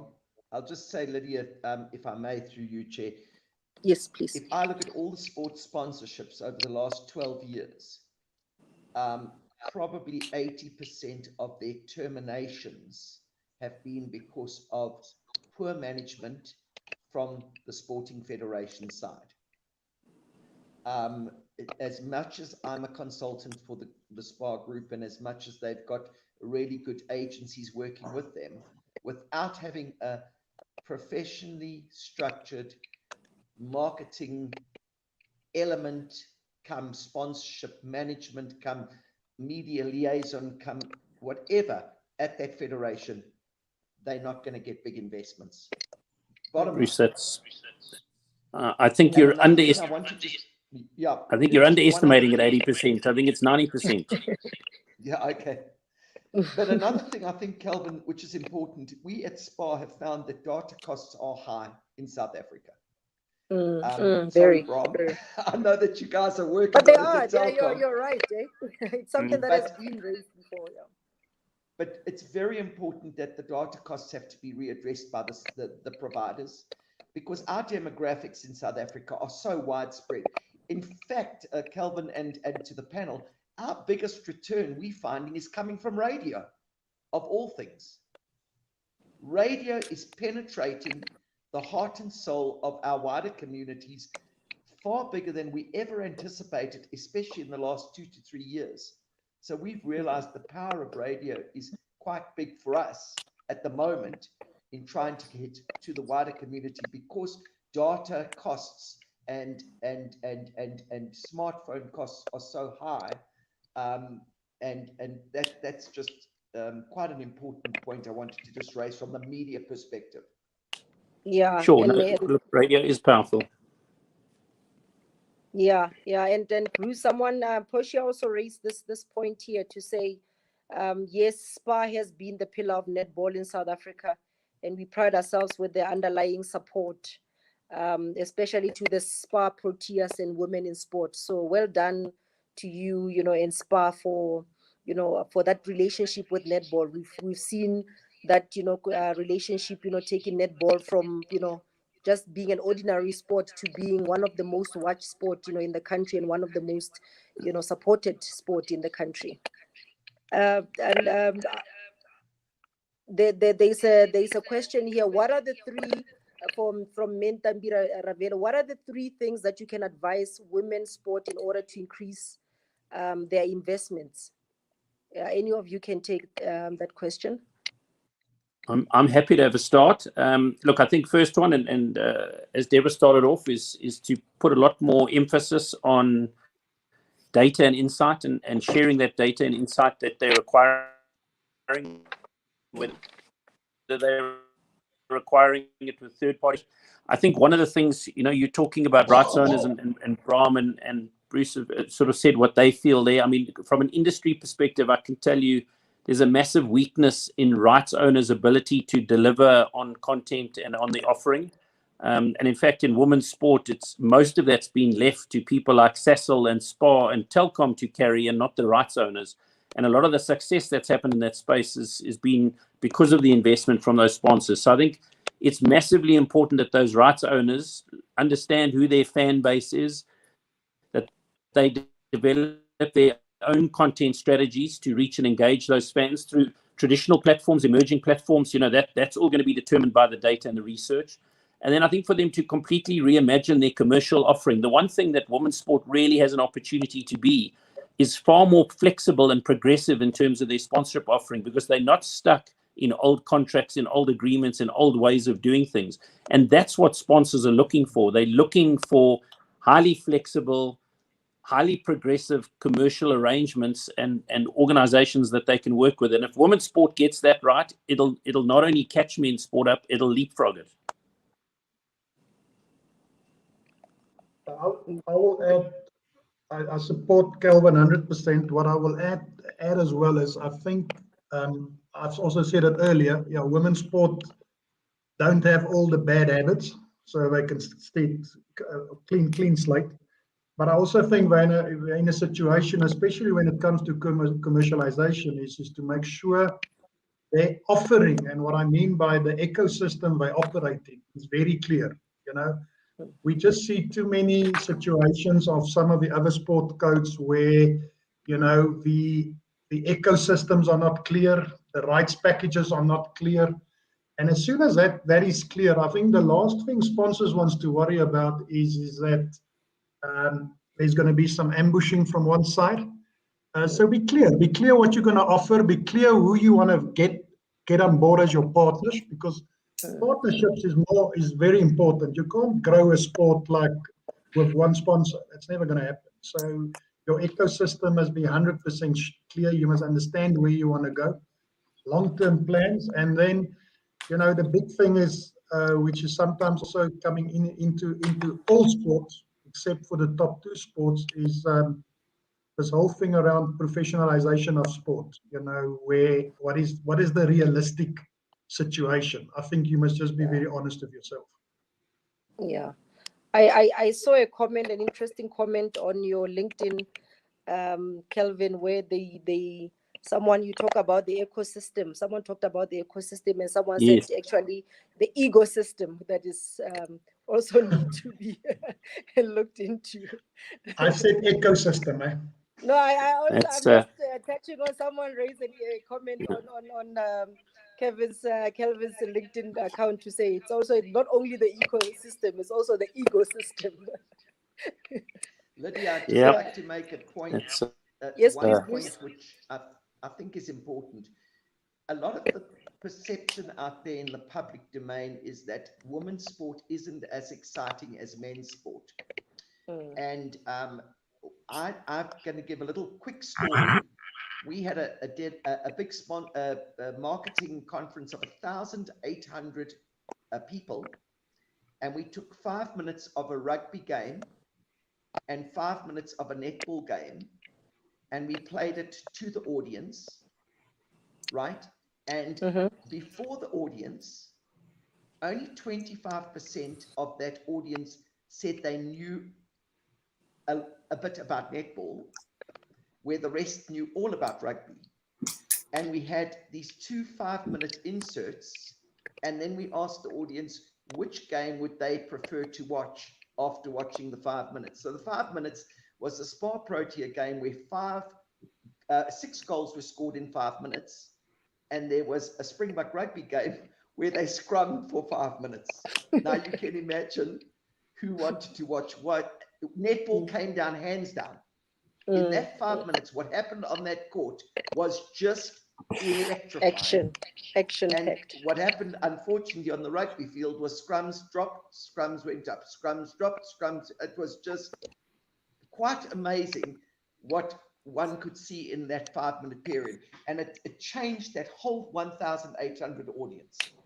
Well, that kind of goes to what you can see, you can be, and why not having exposure of women's sports really hurts us. And whether it's just TV, and I'm not saying that we should focus on TV, whether it's YouTube, other social media platforms, but the commitment has to be, and we need to push for more commitment so people can see how exciting women's sports are, to get to know the personalities of the women and see how women can be activists and how much influence they have on other parts of society. So we've got to be out there and I agree, Calvin, with all the new platforms, it's very important. And obviously I agree with the data, and find a way to use women as greater role models, and connecting that role model with the consumer, and to create the loyalty to the programs. And I think that's what we're seeing. We're seeing that a lot more, but it needs to be expanded. Absolutely. And linking that to storytelling, I think with Simone Biles, one of the great things that I think the world's learned from her stories as engaging as her gymnastics. And, there's so many examples of that in women's sport, and it's time for women to invest, or women's sports or federations, sponsors to invest in that storytelling, because the returns are there for them. Yeah, storytelling is definitely important. I think we also need to move away from just looking at the game, whether it's netball, the action on the field, but the stories outside the field also helps attract more people to watch the game. What is it we need to know about the players as ordinary individuals? What do they do outside the sport? What made them choose netball, choose football, choose whatever sport that they are playing? I think that's quite important. I've been also where I've been, working to say we need to tell more stories of our women in sport. Yeah, I think more stories of the sport, but thinking now of how to attract sponsors to also show that, all athletes, male and female, have a tremendous platform, and their platform is in real time of when they are competing.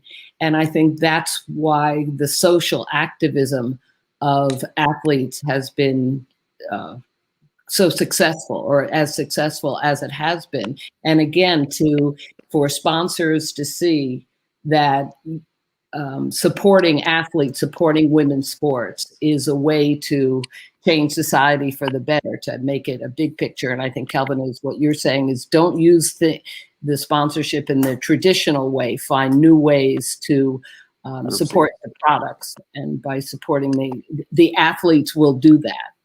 Absolutely. Yeah, and Mentabi saying something to say, she put a comment to say, the biggest thing in the future of sport is women's sport. If we've seen how women's sport has grown recently, I think something that you also touched on, Deborah, the growth of women's sport worldwide, in terms of, we see more women's football on, more women's basketball on, and netball as well. You can see the growth that is being projected in women's sports. So I think it kind of gives potential sponsors the idea of what they will be getting involved in. There is so much opportunities that are coming up in women's sport, and it's an area that they need to explore more. I mean, Bruce, you've explored this area a lot more, seeing bringing a lot of sponsors on board, in bowls, in tennis, in athletics, in netball, as well as hockey, what can you tell the other sponsors in terms of what, how to get involved in women's sport? What is it that the other sponsors are seeing in women's sport? Well, I think if we go back to 1998, in fact, that's when Natambi Ravelli and I actually met. She was the president of Netball South Africa, and we did this deal with Netball. It's 23 years down the line. I mean, we've been there a long, long time, and we almost like family, and it's so good to have Telkom and other sponsors like Puma, Energate, Sun all coming on board. But, what I found was that you've got to have the right attitude, right? That's number one. When your company goes in for this investment into the sport, you've got to make sure that the whole board and those that make the decision, and Bram alluded to that with Telkom, they all wanted to be part of it. And because that's how you're going to prolong that relationship, the right attitude. And then you've got to go in there and you've got to make sure that you give, what we've also alluded to earlier, give the sponsorship a fair shot. Not this 1 year, maybe we'll renew. Give it a fair shot, because after a year, you review and you improve and you give it another shot. And then after 3 years, if you're definitely not wanting to be part of it, that's given both parties a very fair shot. But, the bottom line is we are there as a business. 50% or less maybe now, because, the shopping market is women. We know how important they are to our brand. And we've got to capitalize on that. Yeah. I mean, we're definitely in there from a business point of view. No use throwing in the money, expecting the returns from a media perspective. As Kelvin said, that's all changed. Now we've got to be smart the way we work the sponsorship so that it's beneficial. And also very important for our aim and objective as a sponsor is to help the federation develop and grow the sport. It's also a big objective with ours, because if they grow the sport, we're going to benefit as a sponsor. More people playing the sport that we invest into. And the more people that play the sport worldwide, the more resources are given to all the sports, the better the competition will be. It's really important. And I think just the one thing when you said with sponsorship to give things a fair shot, it's to provide the necessary resources. It's not just, it's like if you're doing any business, if you're doing a startup, you're not going to start making money or getting the return. But if you give the right resources and adequate resources throughout your whole commitment, then you have a much better chance of succeeding and get your rate of return. I think important to that, Lydia, and when you were talking earlier about government, one thing that we didn't raise, and I think personally as a personal thing for me, and maybe the whole sports industry going into 2022 in South Africa, is that government, and specifically the Department of Education and Public Works, the lack of investment in school sports and facilities and communities is actually holding back women more than boys, or girls more than boys. And we should really be, you know, those 32,000 schools that Bram was talking about, the vast majority of them have zero investment in facilities and sport at those schools.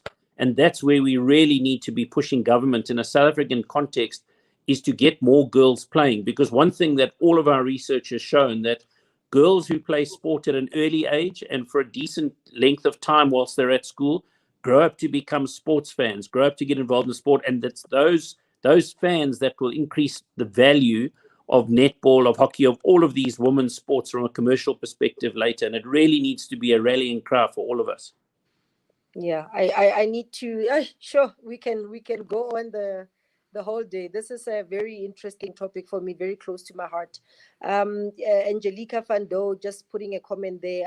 She says, I just hope there can be as much hand holding for women's sport as for their male counterparts. It should never be as an shame engagement. Sport is very, very powerful indeed. Angelica, sport is powerful. We need to give more support to women's sport as much as we are giving to the men's sport, so that they can also succeed. I will start wrapping up now. You know, our 2 hours is almost done. Thank you so much for engaging on this very thought-provoking topic. You know, obviously we need to talk about it more and get more people on board so that they can reap the benefits of investing in women's sport, and, you know, get our girls, you know, commercialize more of our women's sport. You know, we've seen it happening, and WNBA is doing it. Netball is coming slowly but surely. You know, we need to move into that space in football. We need other sports also to come on board, so that the women, it's not only the men that make money out of their talents in the various sports, but also women should also be able to make sport, you know, a career of some sort, you know. So I will just take a comment from each of you, just to give, you know, a closing remarks on the topic, you know, maybe whether it be advice to other sponsors, or to federations, or to organizations who, you know, are looking for sponsorship. How is it, you know, what should they be doing, you know, in order to attract more sports, or, you know, any comments are welcome. I'll start with you, Deborah.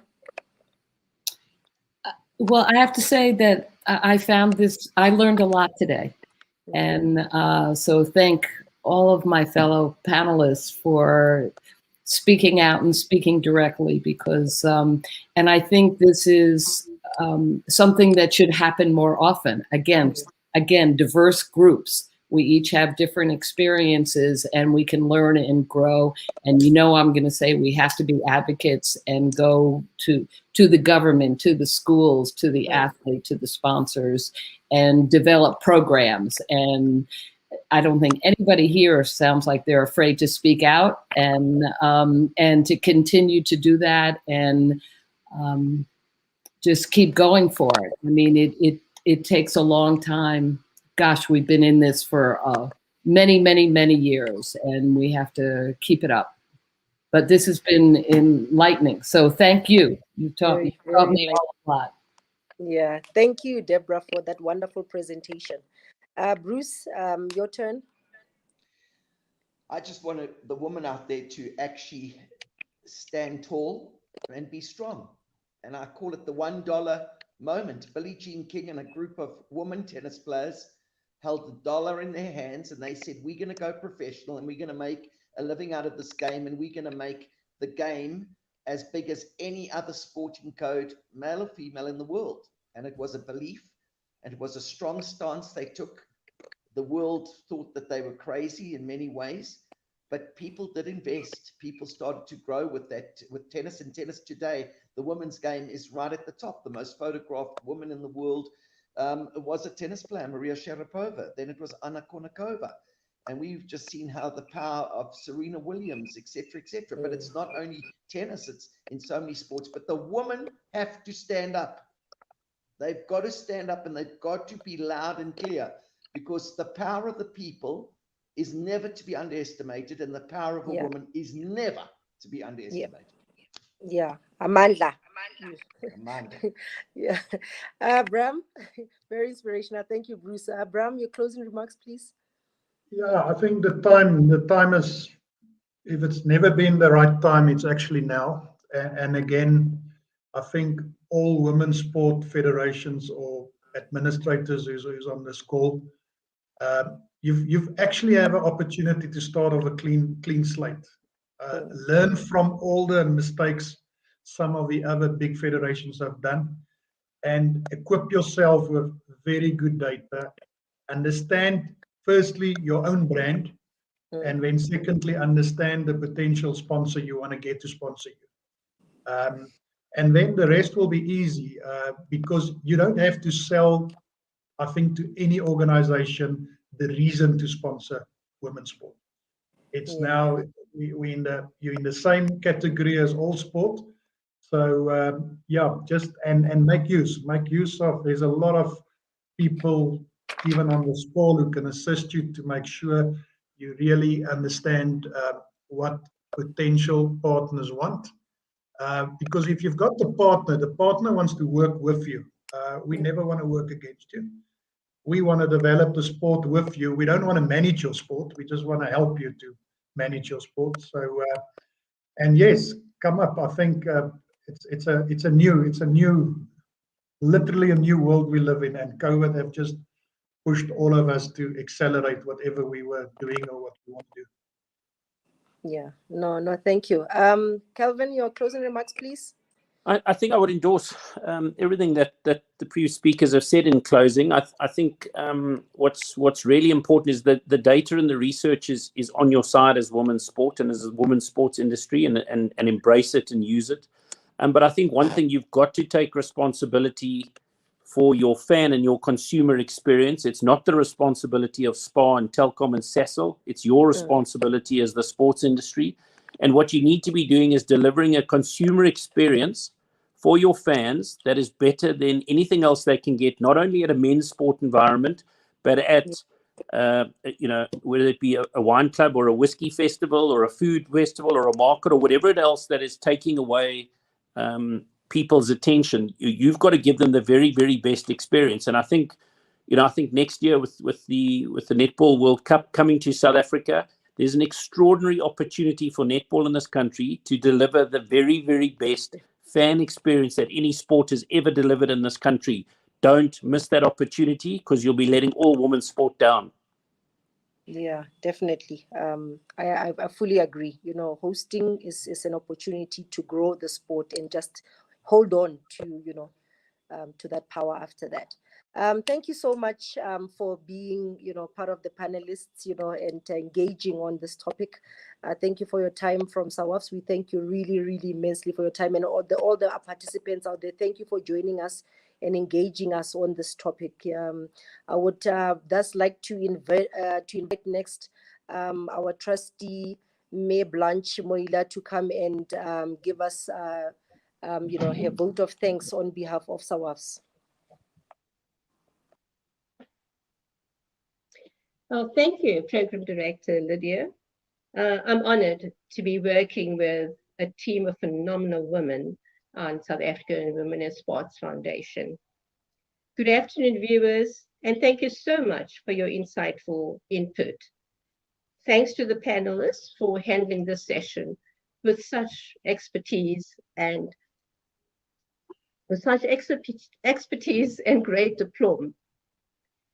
In the past 2 days, the panelists discussed gender equality, or lack thereof, on the playing fields and at leadership level in sports and the corporate world, and the case for investing in women's sport.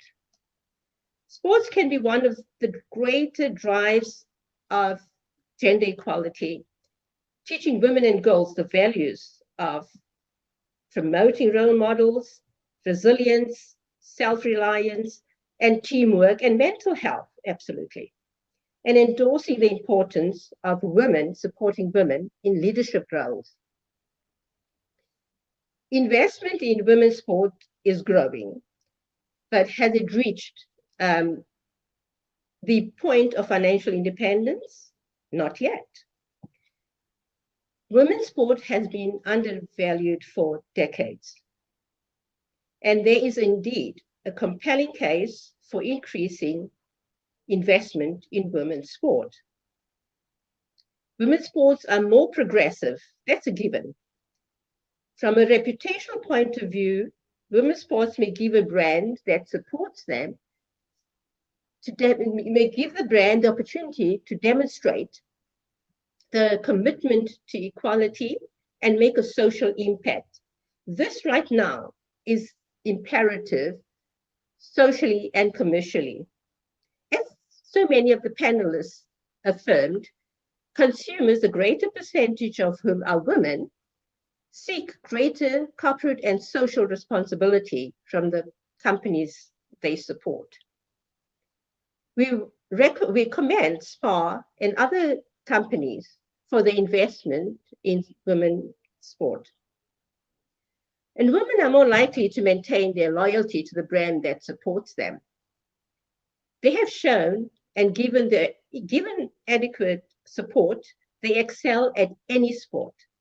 Yet, acquiring individual sponsorship for women has been a challenge for many years. More so for women from my community. And on a personal level, yes, when I first started running, it was difficult to get individual sponsorship in athletics. I was told by certain brands that I didn't fit the profile of their market they were targeting.